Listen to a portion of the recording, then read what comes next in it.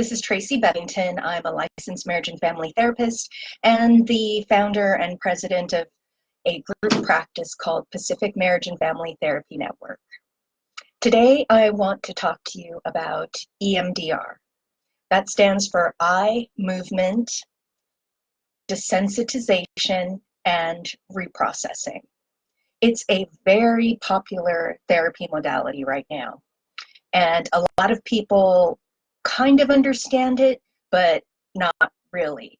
So today I'm going to try to explain it as simply as I can. So EMDR is a way to process trauma. It doesn't have to be like capital T trauma, like PTSD or like being a veteran or having a car accident or something like that. EMDR is meant for that, or it was developed for that, but you can see huge benefits from it just to reduce some really significant anxiety. So if you've had a tough childhood, maybe you were fired recently and you're having an emotional reaction to that, maybe you have made some choices where you've had bad relationships and that keeps happening. Maybe there's bullying or teasing. There are a number of little t traumas that EMDR is also really great for. So let me explain a little bit how it works. EMDR is based on REM sleep.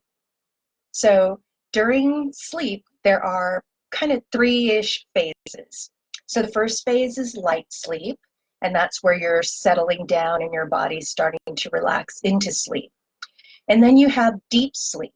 Deep sleep is where your body is being kind of fixed. That's where kids do all their growing. That's where our body makes repairs to itself. And then we have REM sleep, rapid eye movement. So in REM sleep, that is where we process our emotions and feelings. And oftentimes it's when we're dreaming, that is our brain's way of trying to manage through and process our experiences and the feelings that are left from those experiences. So in REM sleep, your eyes move back and forth. So by moving back and forth, that's what we consider, we like to call bilateral stimulation. So if your eyes are moving back and forth, that's activating the right side and the left side of your brain. When both sides of your brain are working at the same time, it's a lot more efficient as far as processing of emotions and things like that. So when you're coming into EMDR, you are going to find your therapist either using a long light bar with a light that literally goes back and forth, and your eyes are going to be watching this light through the whole session.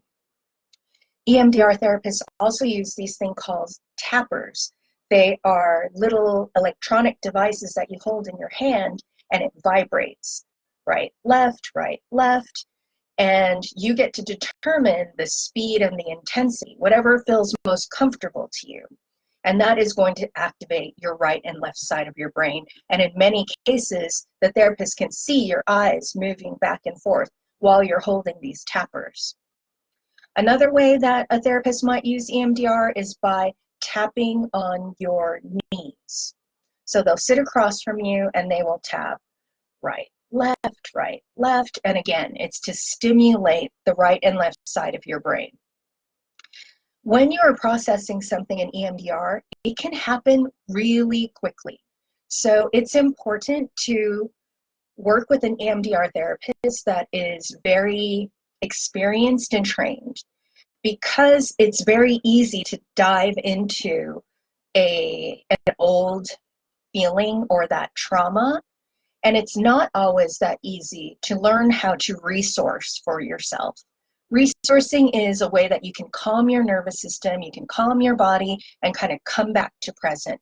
So you're not stuck or re-traumatized by whatever it is that you're trying to process.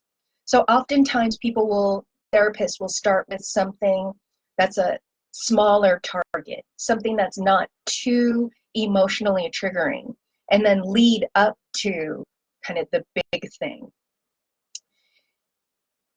If you want to participate in EMDR therapy, you have to find someone that specializes in it.